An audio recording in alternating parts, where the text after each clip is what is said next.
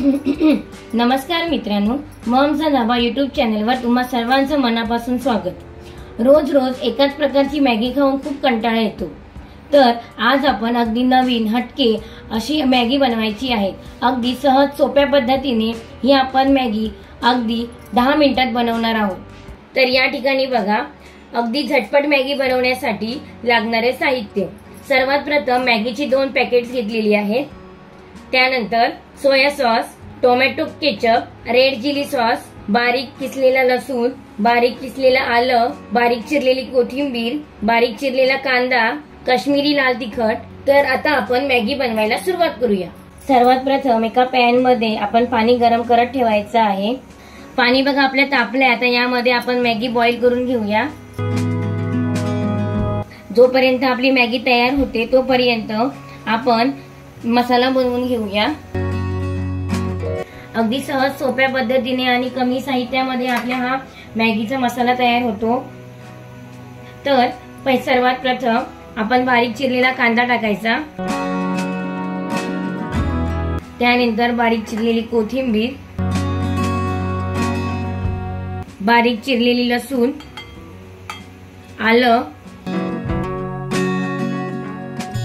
काश्मीरी लाल तिखट रंगासाठी घ्यायचे, आपण आर्टिफिशियल कलर वापरत नाहीये,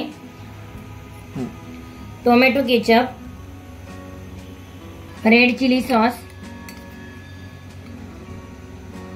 सोया सॉस। तुम्हाला जर आवडत असेल तर तुम्ही लिंबाचा रस घालू शकता। मॅगी मसाला। आता हे सर्व जो मसाला आहे तो मिक्स करून घ्यायचा आहे। बघा आपली मॅगी तयार झालेली आहे, व्यवस्थित बॉईल झालेली आहे।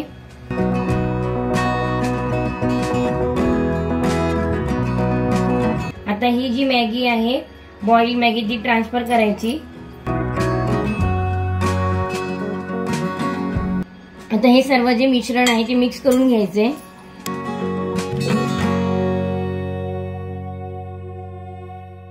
एकदम स्पायसी अशी आपली मॅगी तयार झाली बघा।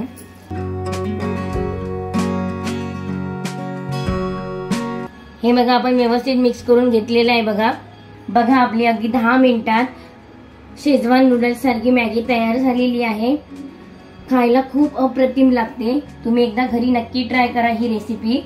ही बघा अशी आपली शेजवान नूडल्स सारखी मॅगी तयार झालेली आहे। बघा ही घरी रेसिपी नक्की ट्राय करा।